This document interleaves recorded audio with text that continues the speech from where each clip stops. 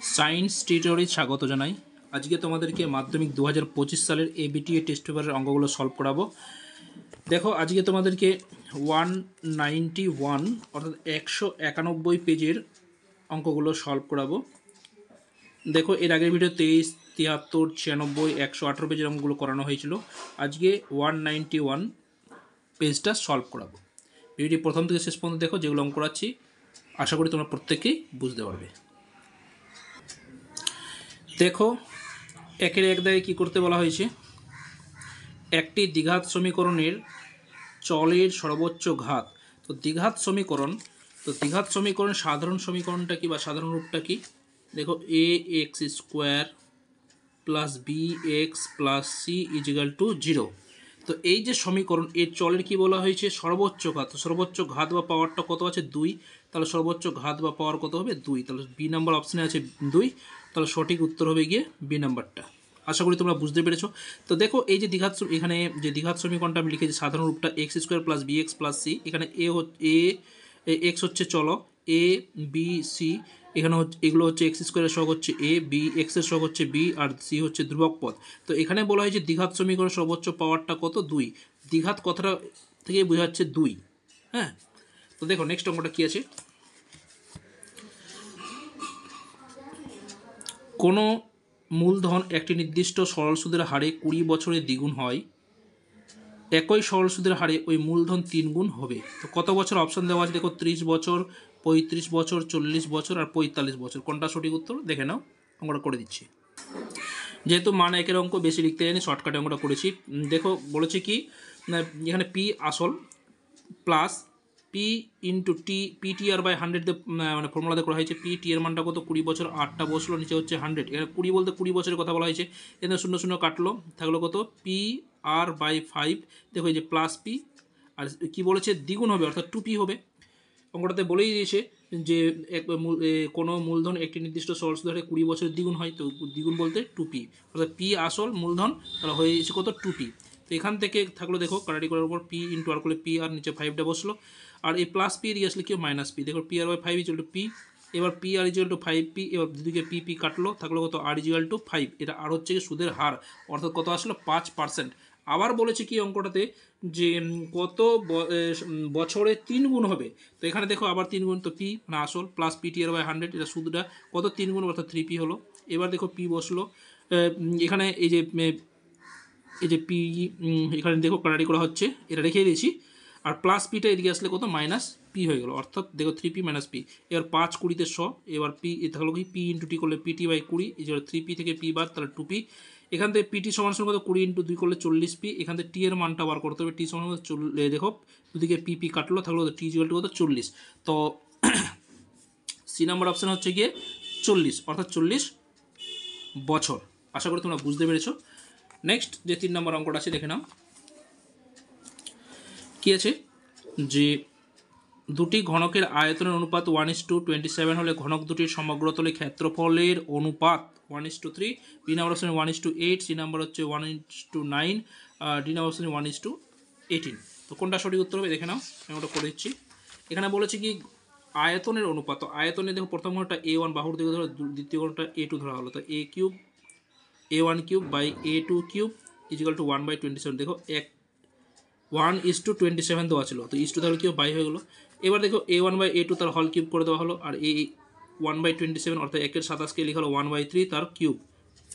এবার যদি কিউব উঠলো তাহলে কত? A1/A2 equal to 1/3। তাহলে সমগ্রতলে ক্ষেত্রফল বলেছে, তো সমগ্রতলে ক্ষেত্রফলের ফর্মুলা কি? 6 ইন্টু বাহু স্কোয়ার। তো 6A1 square by 6A2 square, উপর নিচ 6 কাটলো, থাকলো কত? A1 square by A2 square. এবার A1/A2 বসলো, তার হল স্কোয়ারে বসলো। A1/A2 মানে কত পাওয়া গেছে? দেখো আগে পাওয়া গেছে 1/3, তাহলে 1/3 বসানো, তার স্কোয়ার 1 স্কোয়ার হলো 1, 3 স্কোয়ার হলো 9, তাহলে 1:9। তো কত নম্বর অপশন আছে? সি নম্বর অপশন হচ্ছে গিয়ে 1:9। আশা করি তোমরা বুঝতে পেরেছো। এরপরে দেখো 4 দাগের যে অঙ্কটা আছে, কী আছে 4 দাগের অঙ্কটাতে? 2a is equal to 3b is equal to 4c হলে a:b c হবে।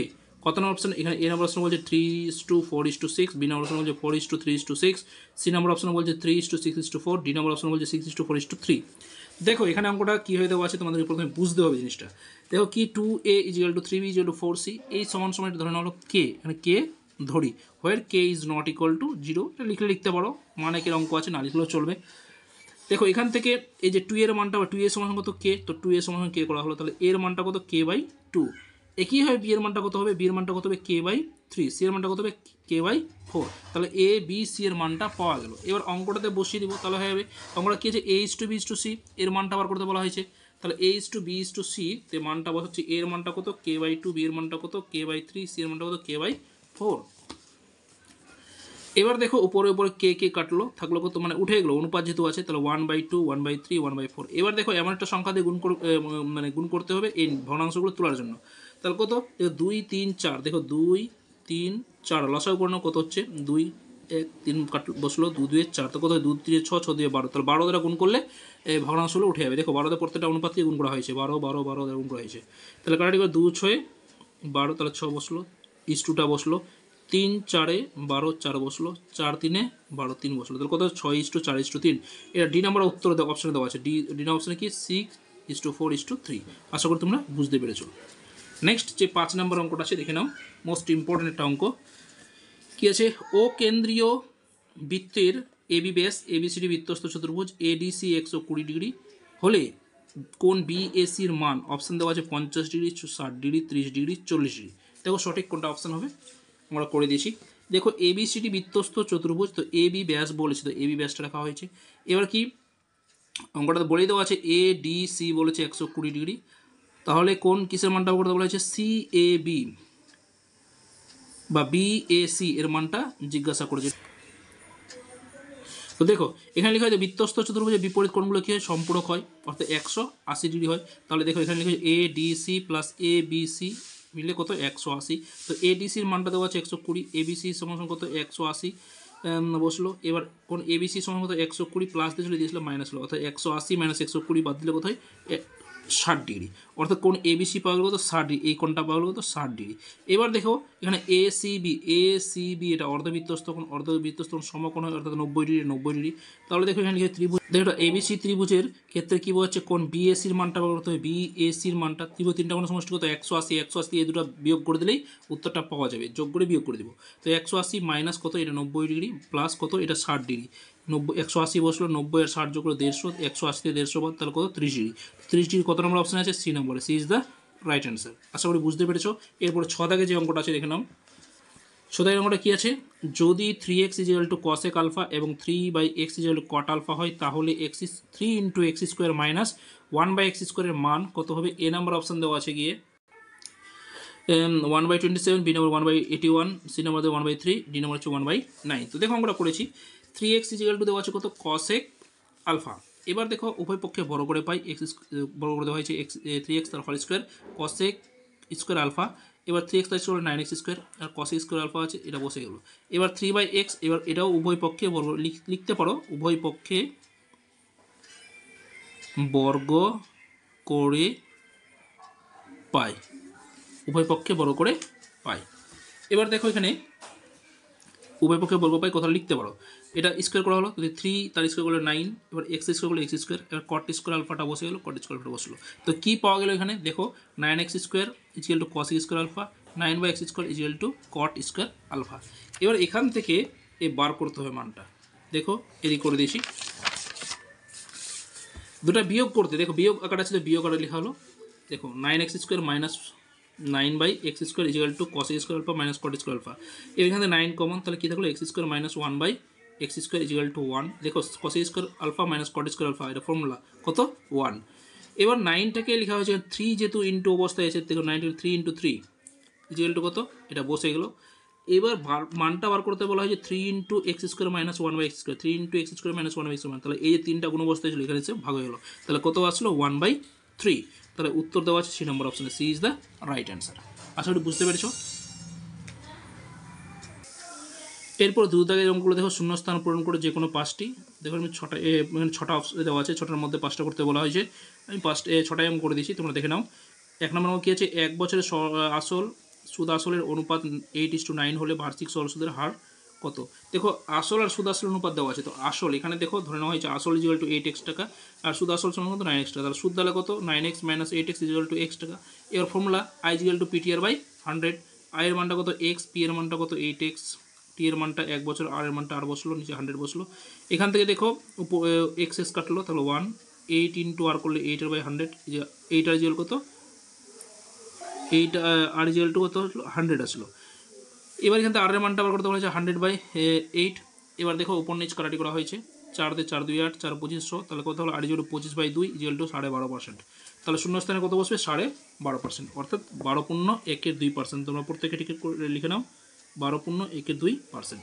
নেক্সট অঙ্ক দেখো 2 নম্বরে কি আছে, একটি বৃত্তাকার ক্ষেত্রে বৃত্তকলা হলো বৃত্তচাপ ও দুটি ড্যাশ দ্বারা সীমাবদ্ধ অঞ্চল। দেখো 2 নম্বর অপশন কী বলছে, এটা কিন্তু ব্যাসার্ধ হবে। দেখো একটি বৃত্তের কী বলা হয়, এটা কেন্দ্র, তো বৃত্ত এই যে বৃত্তকলা, এটা কি বলা হয়েছে বৃত্ত কলা এবং বৃত্তকলা, এই অংশটা হচ্ছে বৃত্তকলা। আর কি বলেছে এবং বৃত্তের ক্ষেত্রের বৃত্তকলা এবং বৃত্তচাপ বলতে এই অংশটা, এটা সীমাবদ্ধ যে অংশটা সেটা এই যে অংশ, এটা কি বলা হচ্ছে ব্যাসার্ধ বলা হয়। কি বলা হয় ব্যাসার্ধ বলা হয়। তাহলে সঠিক উত্তর হবে ব্যাসার্ধ। 3 নম্বর অঙ্কটাতে কি বলা হয়েছে দেখে নাও। 3 নম্বর অঙ্কতে বলেছে কি যে সময়ের সঙ্গে কোনো কিছু নির্দিষ্ট হারে বৃদ্ধি হলে সেটি কি বলে সমহার বৃদ্ধি লিখে দিয়েছি। তারপরে দেখো 4 দাগে √3 - 2 এর অনুবন্ধী করণী। দেখো অনুবন্ধী করণী বলেছে √ কত 3 - 2 এর অনুবন্ধী করণী। তো √3 - 2 এর অনুবন্ধী করণী কত, দেখো যেটা অম্লদ সংখ্যা তার সামনে চিহ্নটা কিন্তু চেঞ্জ হবে, সামনে চিহ্ন প্লাস, তাহলে কি মাইনাস, দেখে লেখা হয়েছে -√3 - 2। এবার 5 নম্বর অঙ্ক যেটা তবে দেখো কি আছে, এক মুখ কাটা একটি পেন্সিলের আকার শঙ্কু ও সমন্বয় বলেছে। তো পেন্সিল কীরকম হয় আকৃতি দেখতে, এরকম হয়, এটা অনেকটা গোল এই পেন্সিল, আর এই জায়গাটা কী থাকে শঙ্কুর মতো থাকে, এরকম পেন্সিল থাকে। তো এটা কি হলো, এটা চোঙের মতো, তাহলে এটা চোঙ হবে, তাহলে সেটা কী হবে উত্তর হবে চোঙ, আর এটা হচ্ছে শঙ্কুর সমন্বয়। আশা করি তোমরা বুঝতে পেরেছো।